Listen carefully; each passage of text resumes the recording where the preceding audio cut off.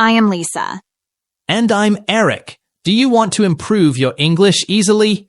If so, you're in the right place. Okay. Today we'll listen to a podcast about how to talk fluently. Let's listen to it. Hello, everyone, and welcome back to the Our Podcast. I'm Mark. And I'm Emma. We're so happy to have you join us again.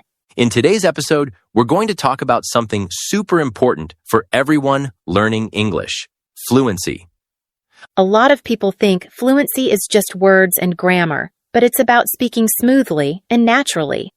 Exactly. And today, we're going to talk about a big thing that can stop you from speaking fluently. That is, translating in your head. Yes. So, let's explore why translating slows you down and what to do about it. Well, imagine you want to say something in English. You think in your language, then translate to English word by word. What happens? It takes a lot of time. It's like trying to drive in a city with really bad traffic. Absolutely. You stop and start. It's not smooth. And it also makes your English sound a bit unnatural, right? Definitely. When you translate, you often focus on getting the words right, but not the natural flow of English. English has its own rhythm. Direct translation can miss that. So, what's good about thinking directly in English? Oh, so many. When you start thinking in English, you speak faster and smoother. It's like driving on an open highway with no traffic. So, thinking in English helps you speak more naturally and smoothly. Exactly.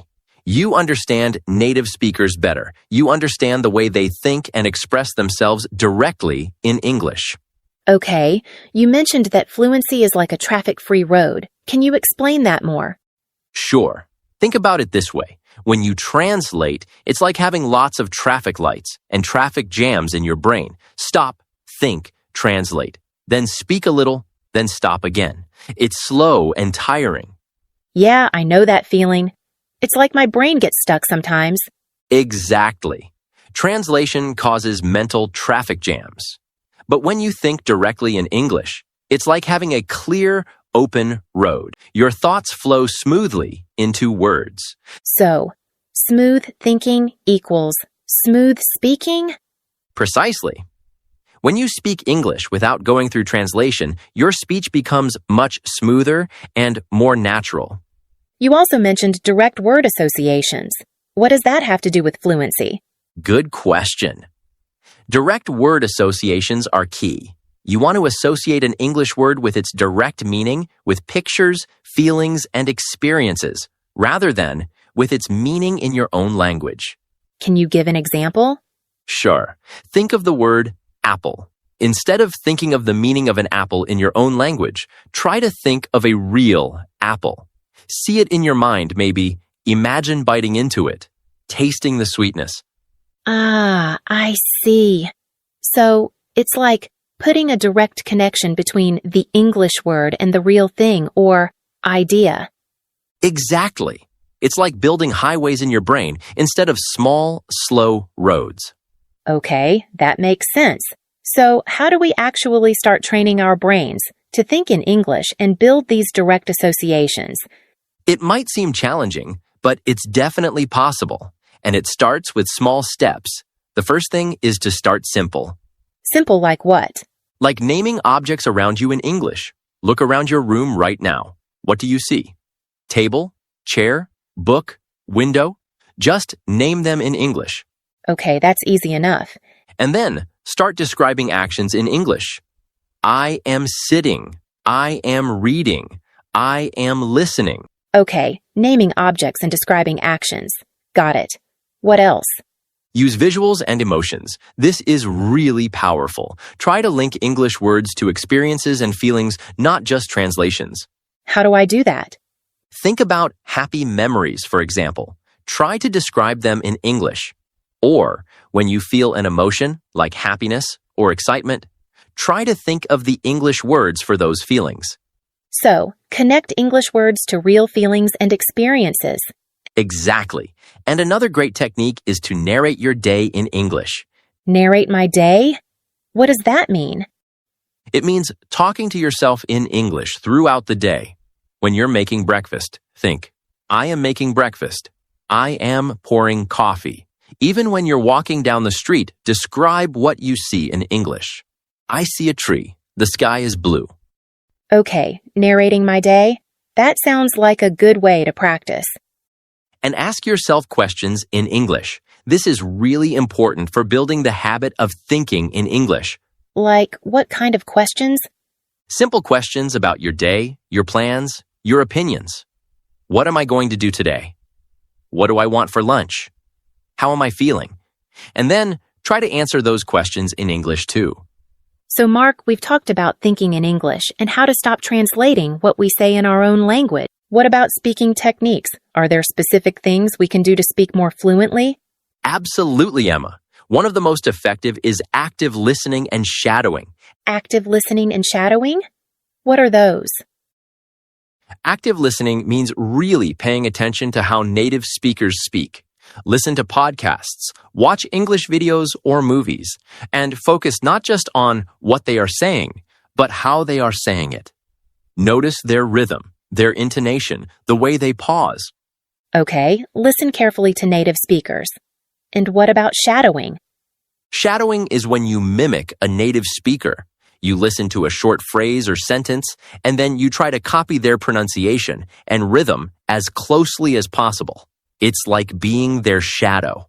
Oh, I see. So, I listen and then repeat, trying to sound like them. Exactly. It's a fantastic way to improve your pronunciation and get a feel for the natural flow of English. Another important technique is to use natural pauses. Natural pauses? Shouldn't I try to speak as quickly as possible to be fluent? Not necessarily. Fluency isn't about speed. It's about speaking smoothly and clearly. Natural pauses actually help with clarity. Native speakers pause all the time when they speak, to breathe, to emphasize points, to think for a moment. But what if I don't know a word? Describe it in English. Try to explain what you mean using words you already know in English. Describe it in English. That sounds challenging, but also useful. It is challenging at first, but it's a fantastic way to improve your fluency and your vocabulary. And finally, try daily speaking challenges. Like, what kind of challenges? Simple things. Mirror practice is great. Stand in front of a mirror and talk to yourself in English for a few minutes every day. Talk about your day, your plans, anything. Or record yourself speaking English. Record myself? That sounds a bit scary. It might feel a bit strange at first, but it's really helpful. When you record yourself, you can listen back and identify areas where you can improve. Okay, mirror practice and recording myself. These are good ideas. Yes, and remember, no matter what, making mistakes is part of learning. Don't be afraid to make mistakes. That's good to hear. So, what would you say about practicing daily? It's very important. Consistency is key. Practice every day, but not for a long time, can make a big difference over time. And remember to see mistakes as learning opportunities. Everyone makes mistakes when they are learning a language. It's completely normal. So, don't get discouraged by mistakes? Definitely not. Learn from your mistakes and keep going. Confidence is a big part of fluency. The more you practice, the more confident you will become.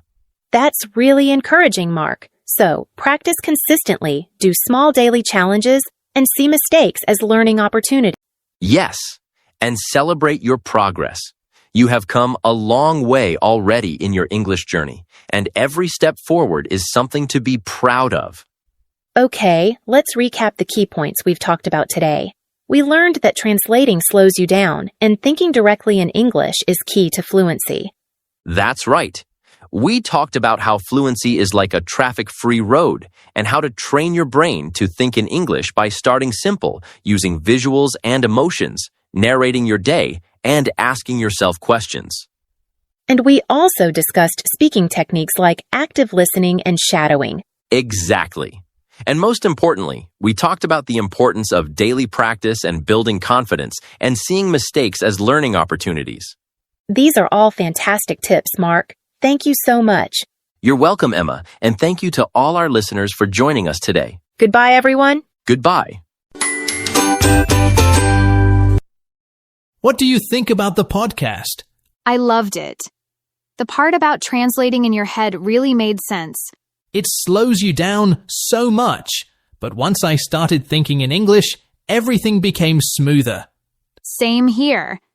And I liked the tip about shadowing. It seems very helpful. Definitely. Okay, well, let's start our podcast. So, Eric, what are the words today? The first word today is smooth. Then we will continue with throughout and have to do with. Then have come a long way. And the final one is no matter what, when, why, etc. Let's start with the first word.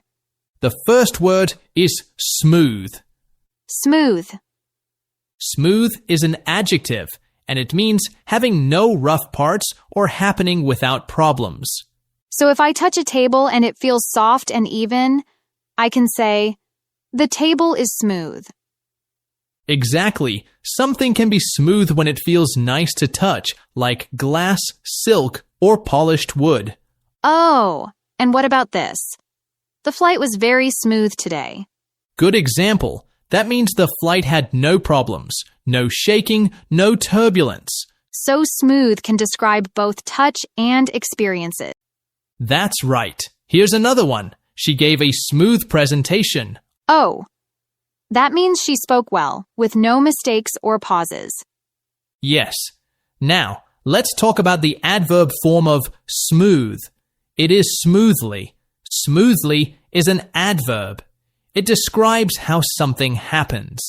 If something moves or happens in a nice, easy way, we say it happens smoothly. Like this. The car moved smoothly on the new road. This means the car drove without shaking or stopping. Good one. Another example. She spoke smoothly and confidently in the meeting. This means she talked in a calm and clear way. Or you can also say, I hope everything goes smoothly for you. Oh, nice one. I liked it. It can be used in many situations. Exactly, Lee. Okay, well, shall we move on to the next word, Eric? Let's do that. The second word is throughout. Throughout. Throughout is a preposition and an adverb, and it means in every part of something or during the whole time of something. So if something happens throughout the day, it means it happens all day long. Exactly. Here's an example. The students were quiet throughout the lesson. That means they were quiet for the whole lesson, from beginning to end. Yes, and throughout can also talk about space, not just time. For example, there are beautiful flowers throughout the park. Oh, that means the flowers are in many different places in the park. You got it. So let's summarize. Throughout means something happens in all parts of a place or for the whole time of an event. Now, let's try a quick practice. I'll say a sentence and you guess if throughout means time or place. Ready? Let's do it. It rained throughout the night. That means it rained the whole night. So that's time. Correct. One more. The museum has paintings throughout the building. That's about space. The paintings are in many places inside the museum. Okay, well, I think our followers understand throughout better now. Let's move on to the next word. The next word is have to do with something. Have to do with something. Have to do with something is an idiom that means that one thing is related to or connected with another thing. So if I ask, what does this topic have to do with our podcast? I'm asking how it is connected to what are talking about. Exactly. Let's go through some examples. Imagine you are in class and your teacher is talking about history. You raise your hand and ask, does this lesson have to do with our exam? That means you are asking if it is connected to what you need to study. Another example. If your friend is talking about sports, but then suddenly starts talking about food, you might say, wait, what does pizza have to do with football? Because they seem like two different topics. Right, Lisa. Let's quickly talk about grammar. This idiom follows this structure. Subject plus have or has to do with plus something.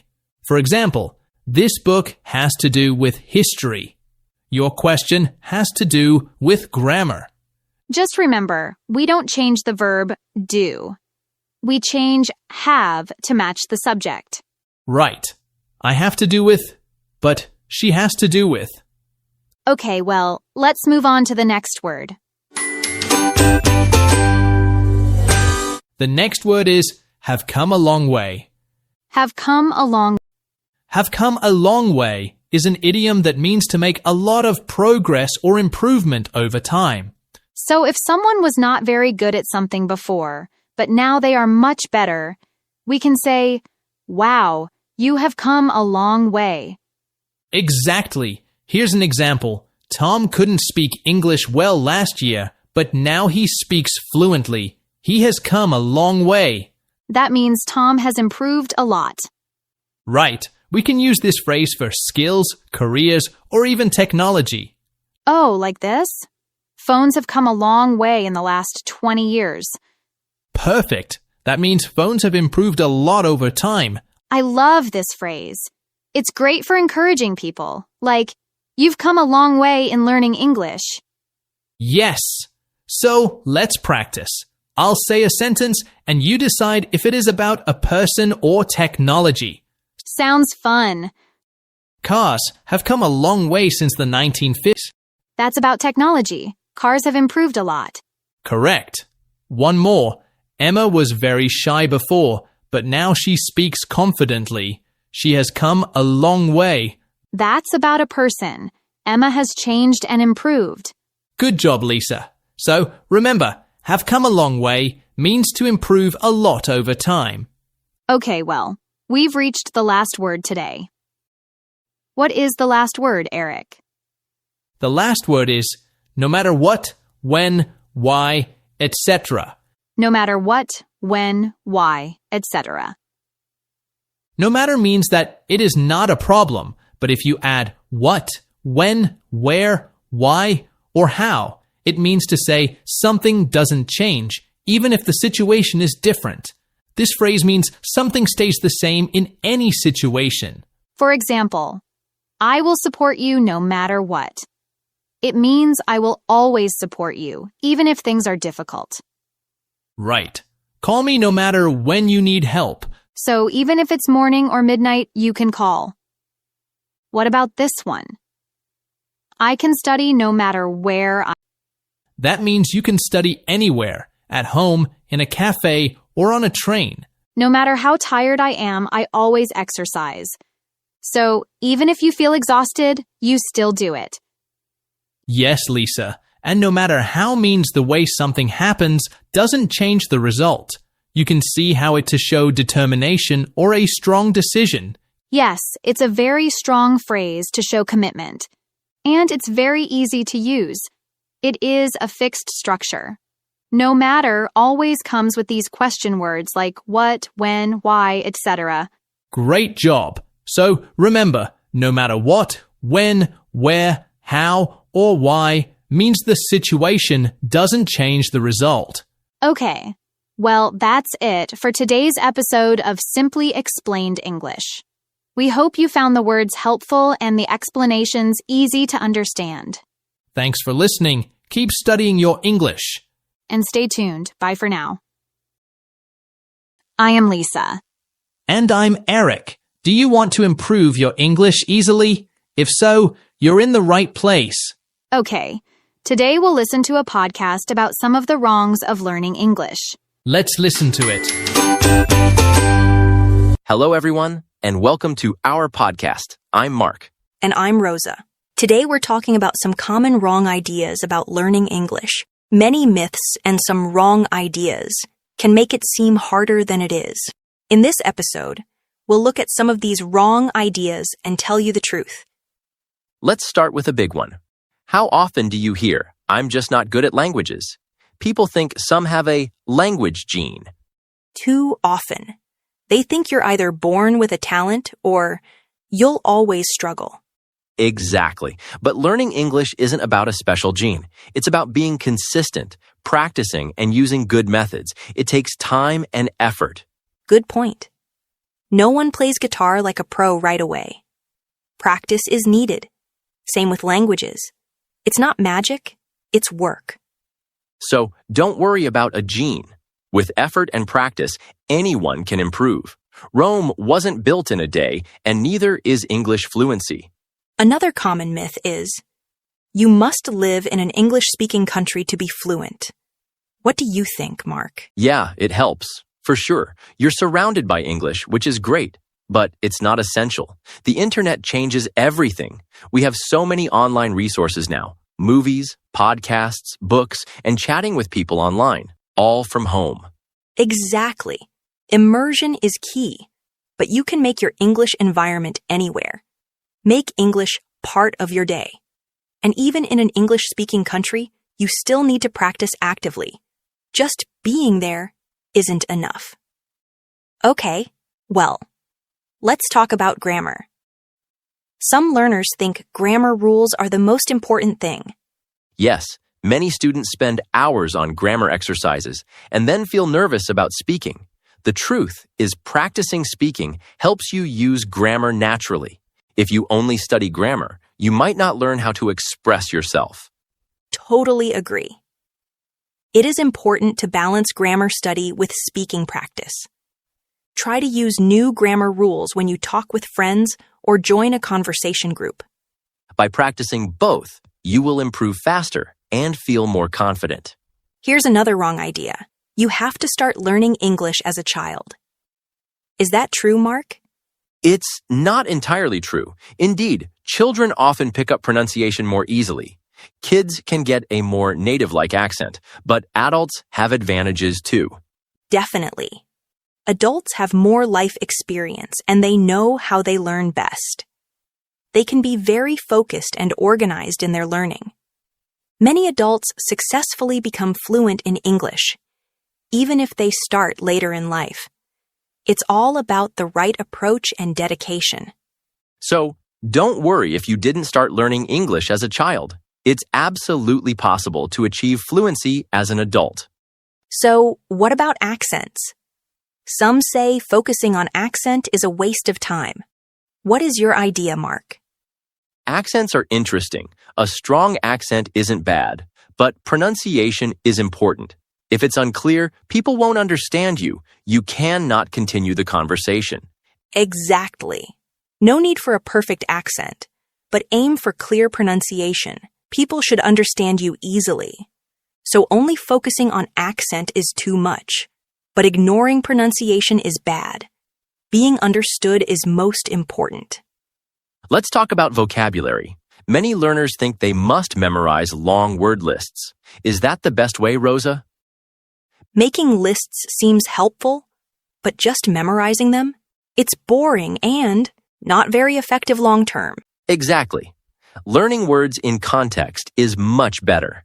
When you see words in sentences, stories, or videos, you see how they're used. Yes. Learn vocabulary from reading, movies, or podcasts. It's more fun and helps you remember better. And use new words when you speak or write. Using them in conversation helps them stick. Active use is key. So instead of just lists, try reading, watching, and using new words. More fun and effective. Right, Mark. Okay, well, here's another myth that stops many learners. You should never make mistakes. Oh yes, that fear of mistakes is huge, but the truth is, mistakes are a totally normal part of learning anything, especially a language. Absolutely. Think about babies learning to walk. They fall down all the time, but they get up and try again. It's the same with language learning. Exactly. If you're afraid to make mistakes, you might not speak at all, and then you won't practice and improve. Fear of mistakes actually holds people back. Make mistakes, learn from them, and keep going. Another wrong. TV and movies are just fun, not for learning English. Some think it's not a serious study. Definitely not true. Watching TV and movies is effective and fun for improving English. It's learning and entertainment. You hear natural English. see real conversations, and learn about culture. Great for listening and vocabulary. But be active, not just passive. Use subtitles, repeat lines, and note new words. Yes, active listening is key. Choose content at your level. Start easy, then try harder shows as you improve. They're a great way to learn English if you're active about it. Now, here's a myth that can be confusing. Some people are always searching for the perfect way to learn English. They want to find the method that works for everyone. Yes, it's like they think there's a secret formula or a magic trick to learning English quickly and easily. But does such a perfect method really exist, Mark? No, not really. The truth is, every learner is different. What works perfectly for one person might not work at all for another. We all have different learning styles. Exactly. Some people learn best by reading, others by listening, and some by speaking. Some like studying in the morning, others at night. There's no one-size-fits-all approach. So instead of searching for the perfect method, try different things. Different apps, different types of lessons. See what you enjoy and what helps you learn best. Finding what works for you is the key. There's no single perfect way, just the best way for you. Another misleading myth. Become fluent in English in a few months. Sounds great, but realistic, Mark. Very tempting. Everyone wants fast fluency. You can make quick progress at first. But true fluency, that takes longer. Language learning is a journey, not a sprint. It needs consistent effort over time. Rapid progress is possible, and you improve fast initially, but fluency is achievable and a long-term goal. Set realistic goals. Focus on consistent learning and celebrate progress. Okay, let's talk practice partners. Some think you must practice with native speakers to improve. Is that the only way, Mark? Native speakers are helpful. You learn natural talk, pronunciation, and informal language, but not the only way. There are other practice options exist. Exactly. Practicing with non-native learners is also good. Less pressure, learn from each other's mistakes. You're all learning together. And non-natives can sometimes explain grammar easier because they learned it too. So, native speakers are great, but don't feel limited. Practice with anyone. The goal is to communicate and get confident. Another myth. Study hours daily to improve. Necessary, Mark? Long study hours sound good, but not always effective. You get tired and lose focus studying too long. Short, focused sessions are better than long, tiring ones. Quality over quantity. Exactly. Integrate English into your day. Podcasts while commuting. Articles at lunch. Come up with short, regular activities. Make it a habit, even 15 to 20 minutes daily. Regular, short practice is more sustainable and effective. Okay, well, we've discussed many English learning myths today. We hope we showed you they can hold you back. Remember, English learning is for everyone. Stay motivated, keep learning, and don't let myths stop you. Thanks for listening to our podcast. Happy learning. Bye-bye. Hey Lisa, what did you think of the podcast? I really enjoyed it. I liked the idea that you don't have to live in an English-speaking country to learn was so refreshing. Absolutely. It's all about integrating English into our daily routines. Definitely. All right, let's start our podcast. What are the words today, Eric? The first word today is tempting. Then we will continue with rapid and to ignore. Then come up with and the final one is Rome wasn't built in a day. Let's start with the first word. The first word is tempting. Tempting. Tempting is an adjective, and it describes something that looks or sounds very good, so you really want it. Yes. It's used when you feel a strong desire to do something, even if maybe you shouldn't. Let's start with a simple example. That chocolate cake looks so tempting. It means the chocolate cake looks really delicious and I really want to eat it. Exactly. We often use tempting to talk about food, shopping, or even making decisions. Right. Here's another example. It's tempting to stay in bed all day, but I have work to do. This means I really want to stay in bed, but I know I shouldn't because I have responsibilities. So we use tempting when something is hard to resist. Good example, Lisa. Let's try a few more. What do you think of this, Lisa? The sale at the mall is very tempting, but I need to save money. So I really want to buy something, but I know I should save. Is tempting formal, Eric? Tempting is neutral. It's good for daily conversation, but you can also use it in formal situations. For example, in a business meeting, you could say, "The offer is tempting, but we need to discuss it further." Good example, Eric. Okay, well, that's it for the word tempting. Now, let's move on to our next word. The next word is rapid. Rapid.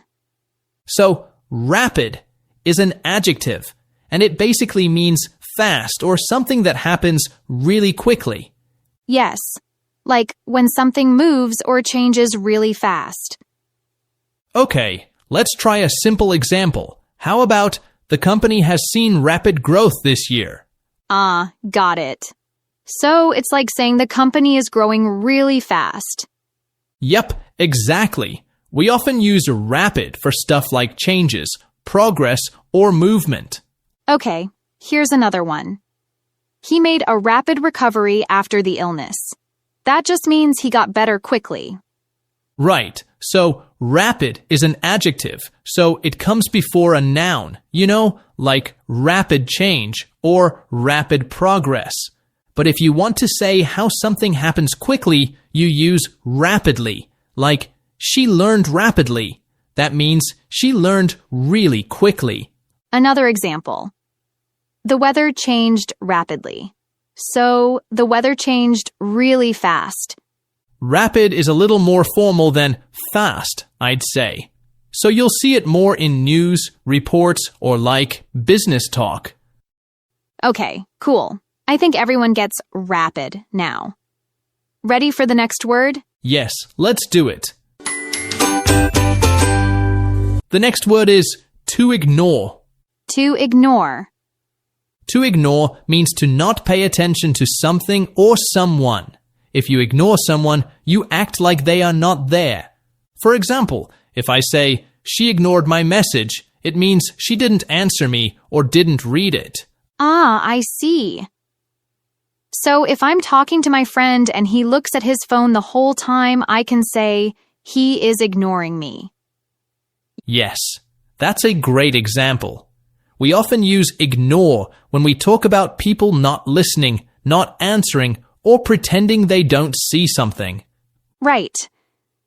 But can we also ignore things, not just people? Good question. Yes, you can. For example, if there's a loud noise outside, but you continue reading your book, you are ignoring the noise. So it means you choose not to notice it. Like, I ignored the email because I was busy.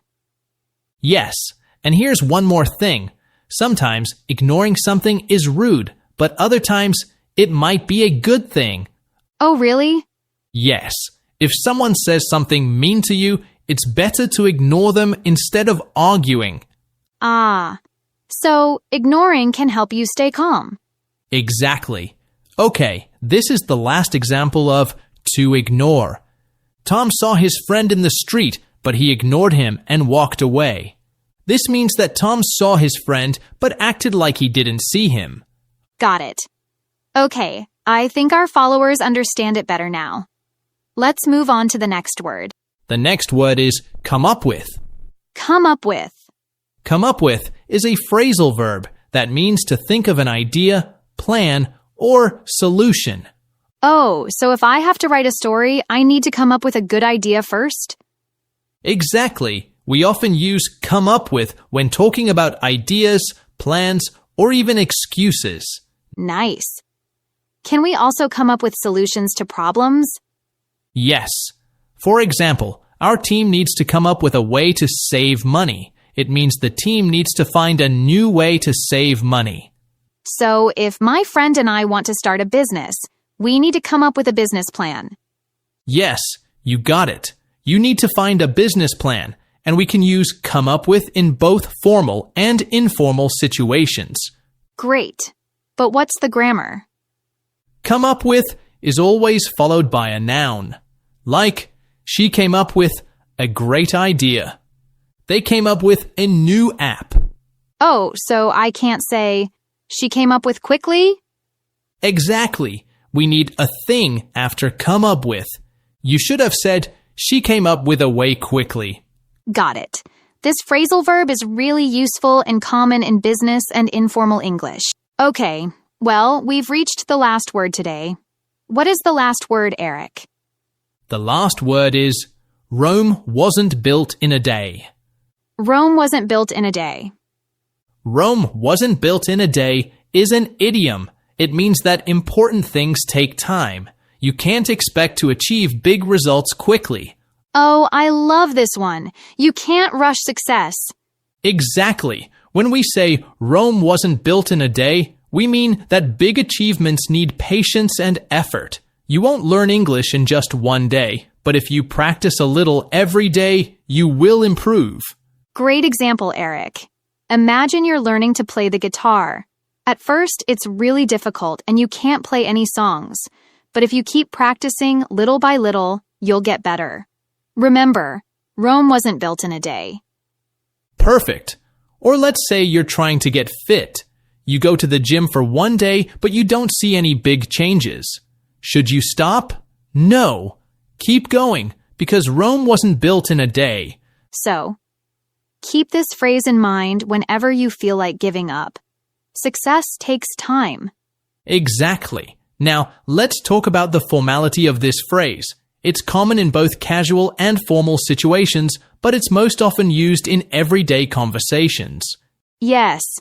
You can say it to a friend, a coworker, or even to yourself when you feel impatient. Exactly, Lisa. It's a very common and useful idiom in English. Okay, well, that's it for today's episode of Simply Explained English. We hope you found the words helpful and the explanations easy to understand. Thanks for listening. Keep studying your English. And stay tuned. Bye for now.